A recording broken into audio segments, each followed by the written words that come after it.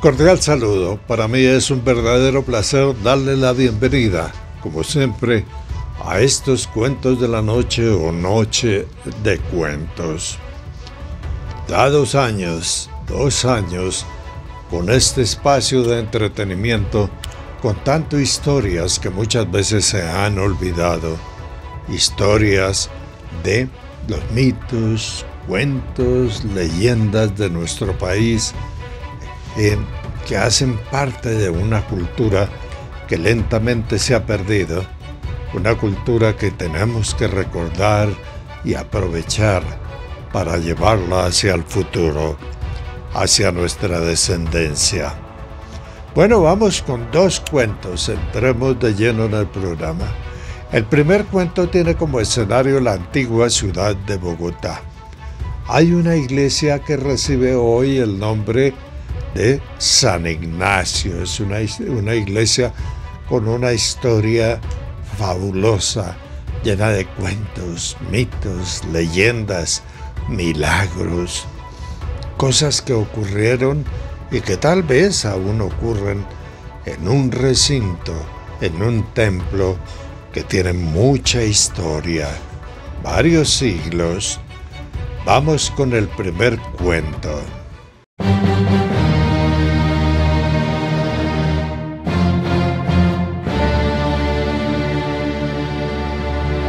El altar radiante. Calles de la antigua Santa Fe de Bogotá. Barrio de la Candelaria. Un frío helado y pegajoso que se atora en la garganta recorre la pueblerina ciudad. Las neblinas, como fantasmas vaporosos, se pegan al suelo de las empedradas calles y de vez en cuando, impulsadas por el viento, se asoman a los balcones coloniales o se filtran por debajo de los grandes portones de madera que dan paso a sombríos corredores, lóbregos pasillos. Corredores, testigos de encuentros furtivos y pasiones picarescas, donde las manos y los besos decían más que las palabras. A las 12 de la noche, la campana de la catedral suena con sus melancólicos repiques, mientras el sereno, con sus gritos anuncia la hora y el estado del tiempo. 12 de la noche y sereno. 12 de la noche y sereno. Wikipedia. Sereno era el encargado nocturno de vigilar las calles. En algunos países anunciaba la hora y las variaciones atmosféricas. Era habitual que fuesen armados con una garrocha o un chuzo y también que usaran un silbato para dar la alarma en caso necesario. Como oficio, el sereno existió en España y en algunos países de Sudamérica, incluida la antigua Colombia o Nueva Granada. Sigamos con el cuento. 12 de la noche y sereno. 12 de la noche y sereno. Mientras sonaba la campana de la catedral, el perro negro de su majestad virreinal, levantando su hocico hacia el cielo, aullaba como saludando el nuevo día que a esa hora comenzaba.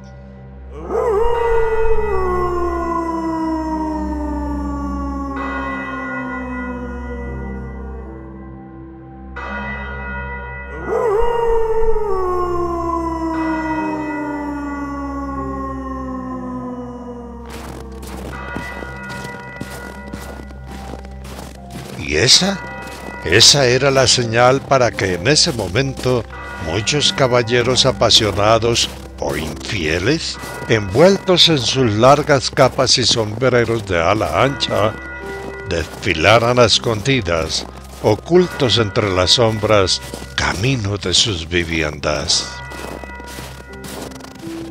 En ocasiones, Algunas mamás, madres o esposas, escondidas en las sombras de los pasillos o corredores de sus casas, esperaban a los apasionados o a los infieles.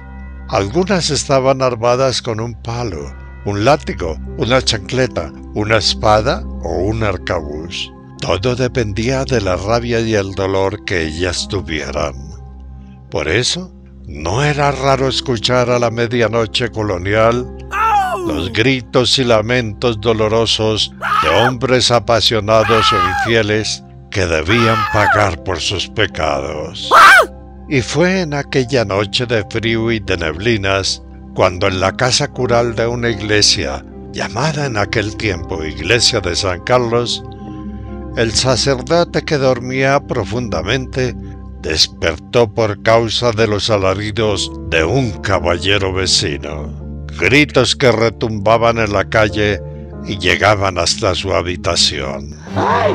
¡Ay, ay, ay! ¡Ay, ay! ¡Ay! ¡Ay, no me pegue! ¡Ay! ¡Ay, ya no me! ¡Ay! ¡Ay, por favor! ¡No lo vuelvo a hacer! ¡Ay!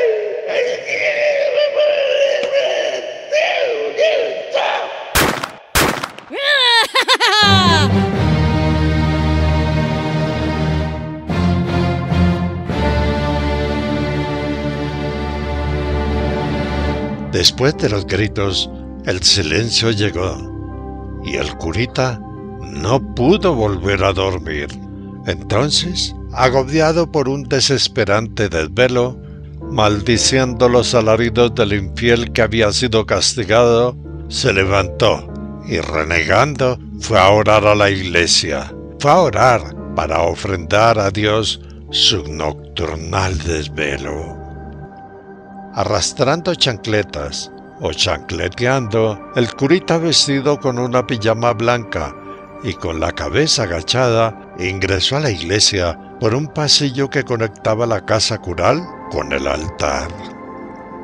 Es de anotar y recordar que en esos tiempos antiguos el altar de las iglesias estaba ubicado en la última pared del templo y que en ese tiempo el sacerdote daba la misa de espaldas a la comunidad. El curita ingresó a la iglesia mirando el piso y al entrar, cosa rara, llegaron hasta sus pulmones las aromas de un incienso espeso. Extrañado, porque eso no debía ocurrir, y menos a esa hora, levantó la mirada. En ese momento, el curita apenas pudo contener un grito de asombro. El altar de la iglesia aparecía rodeado de una luz brillante, y de espaldas, frente al altar ubicado en la última pared del templo, en medio de la luz surgía un sacerdote resplandeciente, un sacerdote que tenía 2 grandes tablas cargadas en sus brazos. El curita quedó paralizado, y entonces el sacerdote con las tablitas frente al altar se dio vuelta hacia la nave central de la iglesia, y allí quedó de pie, cual Moisés refulgente. Entonces, el curita creyó ver entre los brillos lo que él creyó eran las tablas de la ley.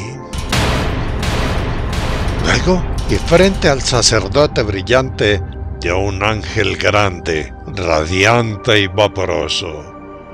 Un ángel que miraba con respeto al sacerdote brillante y a su carga.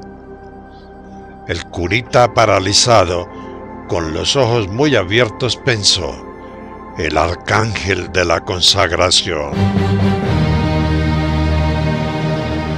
Acto seguido, al lado y lado del supuesto ángel de la consagración, observó 6 ángeles. Estaban de a 3 en 3, parados al lado y lado del arcángel. Los 6 tenían en sus manos grandes incensarios de oro, incensarios que movían al mismo ritmo. De los recipientes o incensarios en movimiento surgían humeantes bocanadas de humo.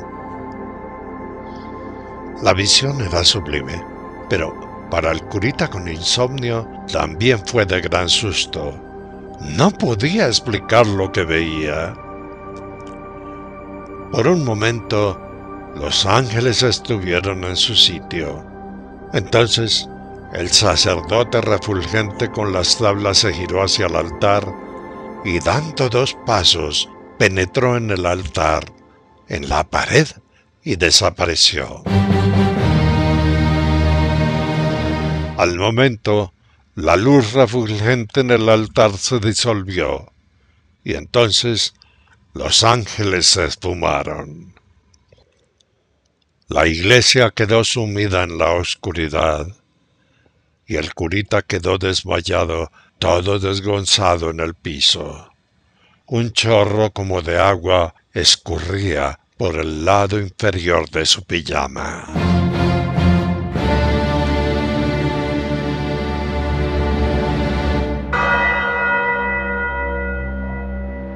En eso, la campana de la catedral sonó y al momento se escuchó un grito.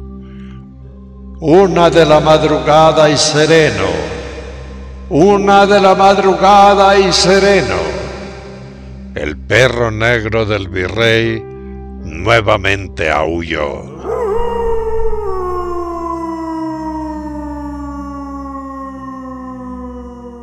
Hoy, Santa Fe de Bogotá y el barrio de la Candelaria aún duermen abrazados por la neblina espesa de los tiempos del olvido.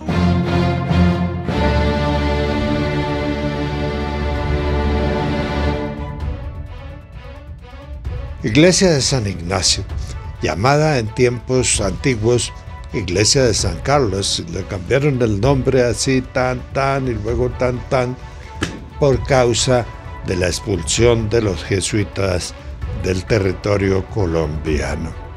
Pero bueno, aún sigue viviendo, aún sigue vigente esa iglesia. Les recomiendo visitarla. De verdad es un recinto que es raro, extraño, y como les dije y ya lo vieron, guarda mitos y leyendas. Algunas las traeremos a nuestro espacio para disfrutar de esos cuentos del pasado. Y llegó el momento del Visco Vizcaíno. La historia continúa por allá en la antigua y milenaria isla de San Andrés, que no era como es hoy, sin árboles, playas recogidas, poca fauna.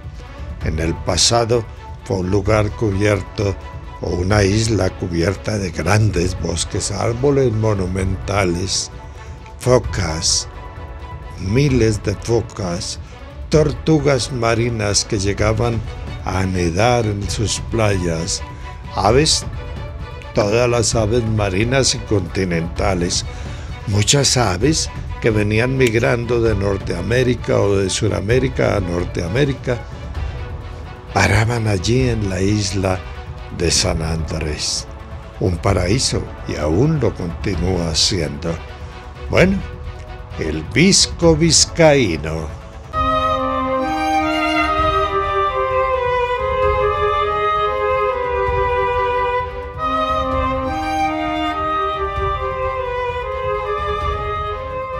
El Visco Vizcaíno 4. Recapitulemos el episodio anterior.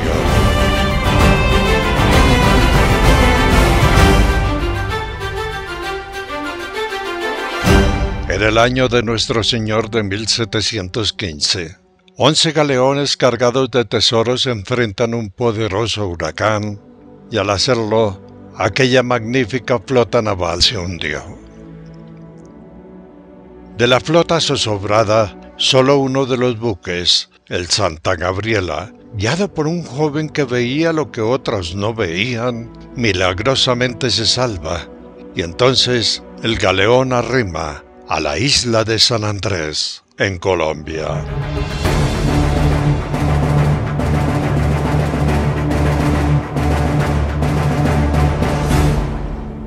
En 1715, en plena edad de oro de la piratería, Barbanegra tenía solo 37 años, y en ese entonces apenas comenzaba lo que fue su corta carrera en la piratería. En aquel tiempo, Barbanegra era un gran admirador de la leyenda del también pirata y filibustero Henry Morgan, de quien se decía, y aún se dice, que unos 40 o 50 años antes de Barbanegra había escondido sus tesoros en una cueva ubicada en la isla de San Andrés. Y de esto, Barbanegra decía conocer la madriguera, una cueva que aún hoy recibe el nombre de la Cueva de Morgan.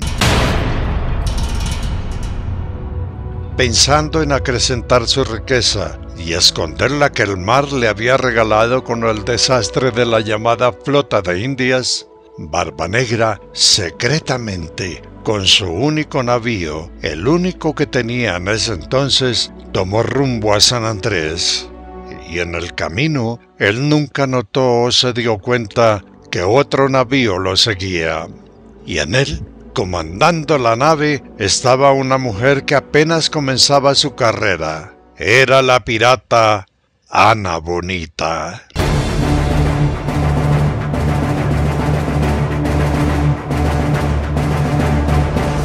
Y es que la tal Ana Bonita, al ver que Barbanegra tomaba otro rumbo diferente al de las Bahamas, pensando que el malandro estaba escondiendo algo, por pura malicia ordenó que su nave lo siguiera a escondidas. Ordenó que fueran tras él sin que se diera cuenta. Corte Real de España. Su Majestad Felipe V, con el reino sumido en la postración y la ruina, esperaba noticias de la Flota de Indias. Esperaba, esperaba y esperaba. Sigamos con el cuento.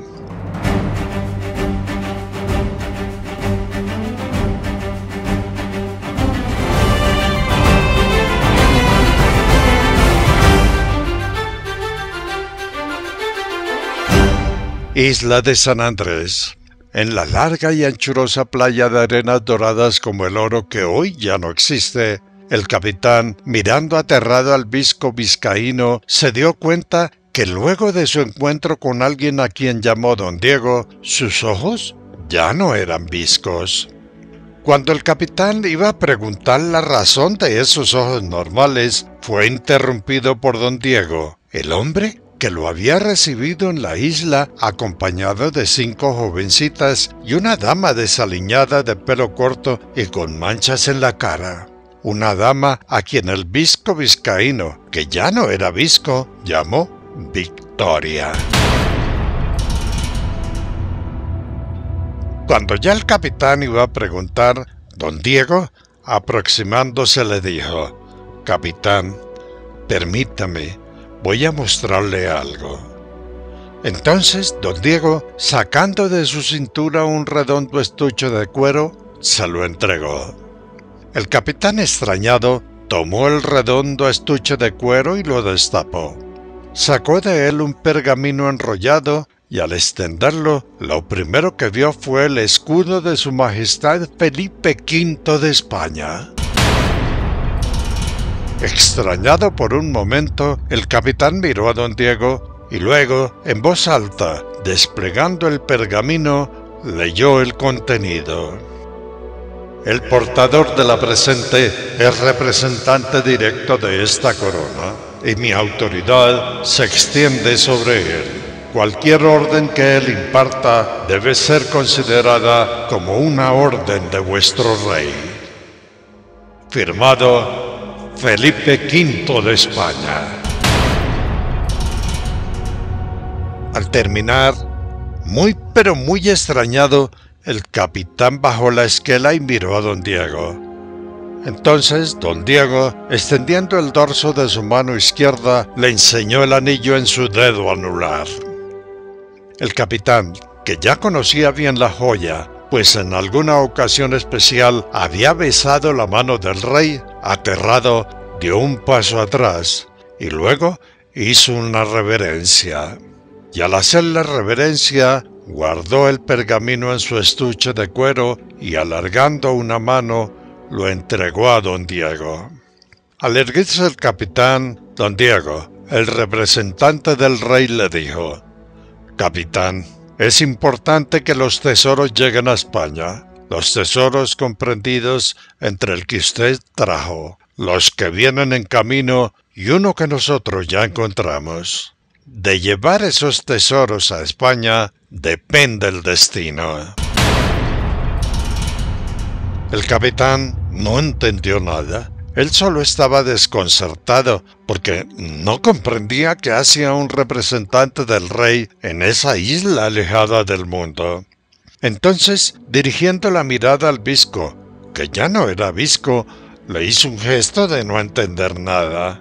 Vizcaíno solo le devolvió una sonrisa. Los marineros que permanecían junto al capitán estaban más impresionados que él. Al momento, la mujer desaliñada de pelo corto, con unas manchas en el rostro, se arrimó y le dijo en tono de orden: «Capitán, mande a traer toda su tripulación. Haga que bajen a la isla». El capitán, sorprendido por la orden de la mujer, miró al señor don Diego, y este, sonriendo, le dijo frunciendo los hombros: «Capitán, ella es la jefe». En eso, el visco, que ya no era visco, poniéndole una mano en el hombro, le ratificó: «Sí, capitán, haga lo que dice. Ella es la que manda». El capitán, poniendo cara de desprecio, pensó: ¿una mujer? ¿Una mujer al mando? Desastre, desastre seguro. Entonces, en voz alta dijo, dirigiéndose a don Diego: «Es una mujer, vale menos que nosotros». Don Diego, mirándolo comprensivamente, contestó: «Sí, capitán, es una mujer y ella es la que manda». El capitán por un momento pensó en rebelarse, pero recordando la ordenanza del rey, con mirada de desconfianza y algo de rabia, con un gesto le indicó a Vizcaíno, su segundo al mando en el Santa Gabriela, que procediera a traer la gente. Luego de la orden, las jovencitas presentes, que miraban en silencio y con respeto a la tal Victoria, rodearon al capitán, y una de ellas, la morena alta y grandotota, agarrándole la cara y apretándole los cachetes, lo obligó a abrir la boca. La joven era tan fuerte que el oficial no pudo moverse. La morena, como si fuera un caballo, con la otra mano le levantó los labios y miró la boca cavernosa, oscura, maloliente y con caries.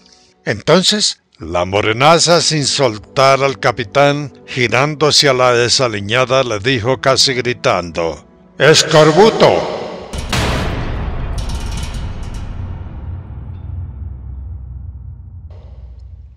Al momento, la más bajita de las jóvenes, una que tenía rasgos como japoneses, se agachó hasta las piernas del capitán y, levantándole un poco el pantalón, vio salpullido y hematomas rojos. Y luego, alzándose, miró a la tal Victoria y ratificó: «Escorbuto».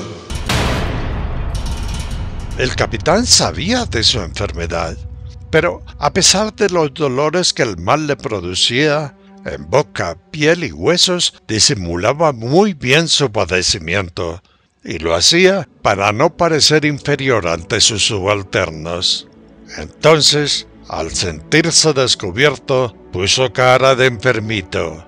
Ya no tenía que ocultar su dolencia. Pausa. Escorbuto, afección ocasionada por niveles excesivamente bajos de vitamina C en la dieta.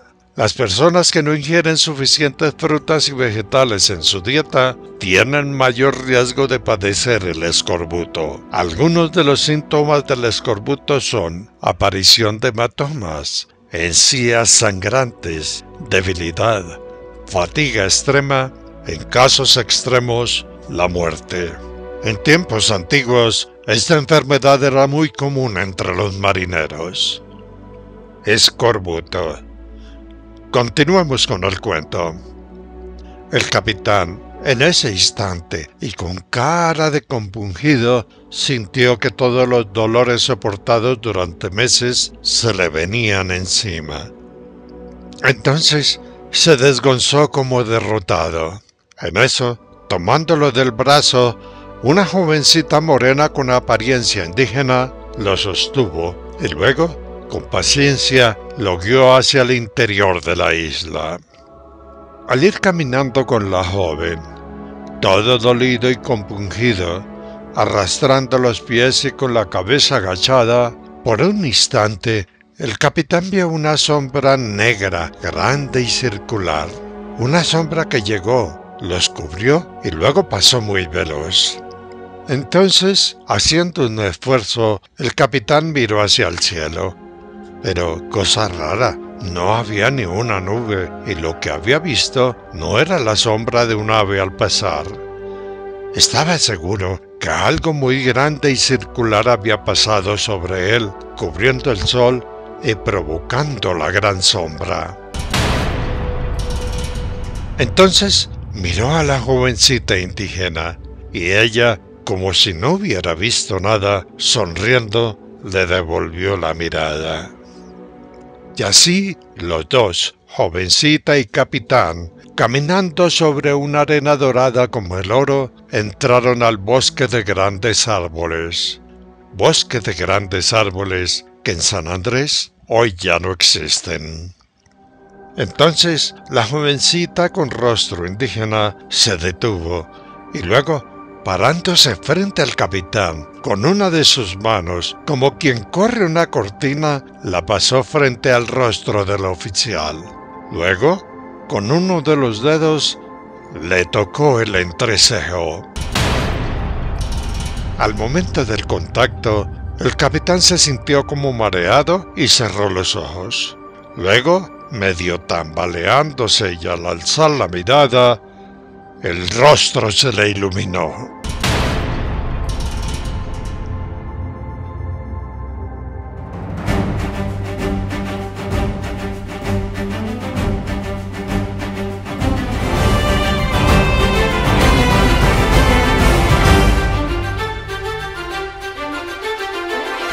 Punta sur de la península de la Florida, en el hoy Estados Unidos. Un buque de bandera pirata navega furtivamente, alejado de las costas de Cuba. Barbanegra, en su camarote, revisa unos mapas y lee y relee un cuaderno antiguo. Un cuaderno cuyas hojas están escritas con pluma de ave y tinta negra. Entonces, con cara de avaricia, sonrió y al momento pensó en el pirata y filibustero Henry Morgan.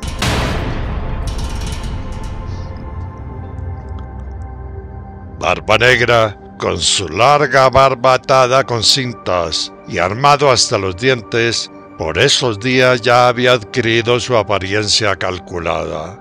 Una apariencia provocada que, según él, infundía pavor y miedo entre sus víctimas. Y así, allí, con sus mapas y cuaderno, con cara de codicia soñaba con la riqueza, soñaba con el tesoro de Morgan. Un rato después, Barbanegra, el más malo de todos los malos, salió a la cubierta del buque y por un rato oteó el horizonte. Entonces, al girar la mirada, creyó ver a lo lejos un punto negro. Primero pensó que era un buque, pero luego, como no lo volvió a ver, desechó la idea. A lo lejos, hacia donde había mirado Barbanegra, venía siguiéndolo la mujer que apenas comenzaba su carrera. Era la pirata Ana Bonita.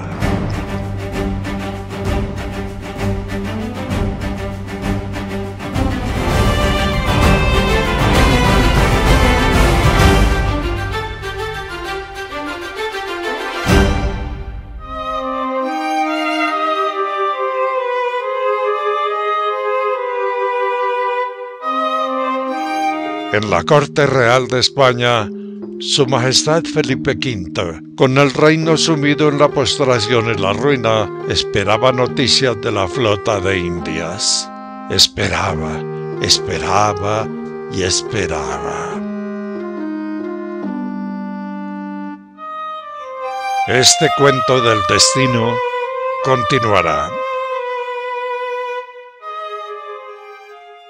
Ahí en el cuento hubo una palabrita que utilizamos mucho los exploradores: otear. Esa palabrita se define mirar, escudriñar el horizonte, pero hay un movimiento que se hace al momento de otear, y cuando los exploradores buscamos en el horizonte, hacemos esto, miramos hacia todos lados. Otear el horizonte o mirar hacia el horizonte. El visco vizcaíno, que fue la sombra que pasó por encima del capitán que se volvió niño chiquito porque le descubrieron su enfermedad. Ese capitán que tiene cosas contra las mujeres, ¿será que cambia de opinión? Y el barba negra, ay Dios mío, viene en camino, pero detrás de él viene una chica pirata, Ana Bonita. Bueno, estuvo con ustedes Roberto Tovar Gaitán. Felicidades, mil gracias por su atención. Viviana y yo seguiremos trabajando para llevarles a ustedes cada semana lo mejor del misterio. Ya casi viene el nuevo capítulo de Radio Naishken. Y viene también el capítulo de Historias Secretas. Vamos a terminar la grabación por estos días del Salto del Tequendama. Historias de El Camino Real y otras vienen en camino. Muchas gracias, muy amables por su atención. Saludos a los miembros y a todos quienes nos acompañan cada jueves.